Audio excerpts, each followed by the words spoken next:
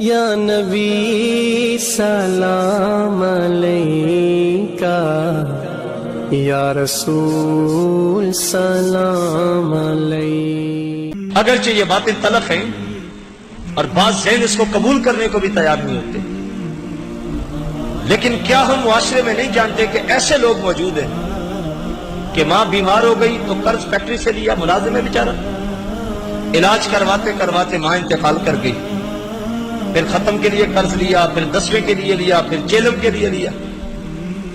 اب اس کی تنخواہ اتنی ہے کہ جس سے اس کا گزارا بمشکل ہوتا ہے، بچوں کی فیسیں، اسکولوں کے خرچے، بجلی، گیس، گھر کا کچن، دکھ، بیماری، تکالیف، سب کچھ چلتا ہے۔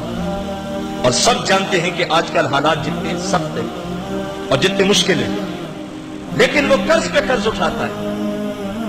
کیوں اٹھاتا ہے؟ اس لیے کہ معاشرے والے جینے نہیں دیتے۔ میں کہتا ہوں ظالم ہے وہ شخص جو کسی کو اس لیے تانا دیتا ہے کہ تو نے ماں کے ختم پہ کیا پکایا تھا۔ صاحب اگر نہیں اس کی جیب اجازت دیتی، اس کے پاس نہیں ہے، تو اس کو دین مجبور نہیں کرتا، معاشرہ کیوں مجبور کرتا ہے؟ اس کو رشتہ دار کیوں مجبور کرتے ہیں؟ اور یہ جو کچھ ہم کرتے ہیں نا خرچ، ہزاروں میں چند لوگ ہوتے ہیں جو رضائے الہی کے لیے کرتے ہیں۔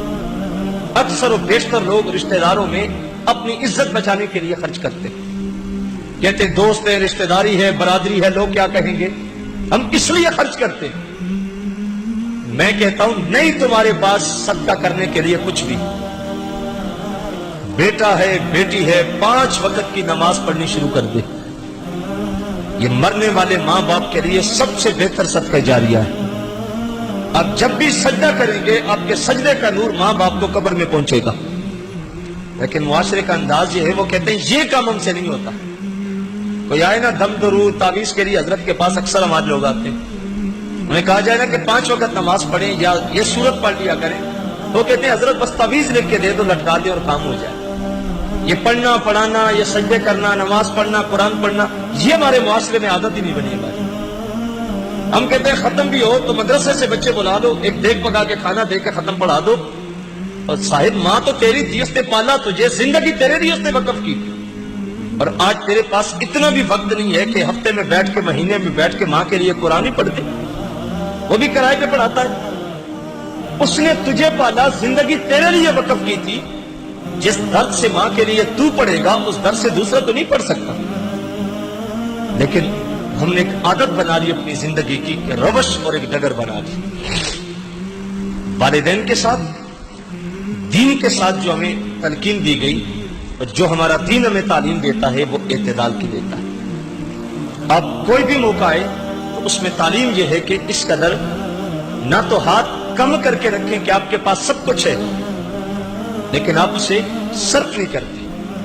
اور بعض لوگ تو ایسے ہوتے ہیں کہ اپنے بچوں تک پہ بھی صرف خرچ نہیں کرتے، بلکہ ہمارا دین ہمیں تعلیم دیتا ہے کہ اللہ نے آپ کو مال دیا، دولت دی، ثروت دی، تو اس کا اظہار تمہاری اولاد سے ہونا چاہیے۔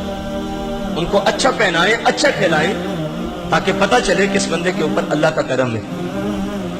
دولت اتنی ہے کہ سنبھالی نہیں جا رہی، اور انداز زندگی اتنا ہے کہ جس طرح کوئی مانگنے والا ہوتا ہے۔ اسلام یہ بھی نہیں کہتا، کفران نعمت نہیں ہے کہ نعمت کو چھپا کے رکھو، اللہ نے اتنا دیا، لیکن بندہ ظاہر یہ کرتا ہے کہ میرے پاس تو ہے ہی کچھ نہیں۔ یہ انداز بھی دین نہیں دیتا۔ کہا جو تمہارے پاس ہے اس میں فضول خرچی اور اسراف اتنا نہ کرو کہ قیامت کے دن تمہیں اس کا حساب دینا پڑے۔ جو کچھ بھی کرنا ہے اعتدال میں رہ کے کرو۔ آج ہم دیکھیں ہم اپنے مرنے والوں کے لیے کتنا کچھ کرتے ہیں، اور یقیناً ماں اور باپ سے بڑھ کے تو کوئی رشتہ اس دنیا کے اندر انسان کا نہیں ہے۔ جس ماں نے محنت کر کے پالا، پروان چڑھایا، کتنے گھروں میں برتن دھوئے، کتنے گھروں میں جھاڑو دیے، اور پھر جا کے اولاد کو پروان چڑھایا، لیکن اولاد کے سنبھلتے سنبھلتے ماں کو موت آ گئی، باپ کو موت آ گئی۔ اب بیٹا تو عیاشی کی زندگی گزار رہا ہے، اس کے نیچے تو سب کچھ موجود ہے، لیکن ماں نے مشکل کا وقت دیکھا تھا، باپ نے مشکل کا وقت دیکھا تھا، تو ان کا حق یہ ہے کہ ان کے جانے کے بعد بھی ان کے لیے، آپ کو اگر اللہ نے دیا ہے تو ان کے لیے ضرور خرچ کریں۔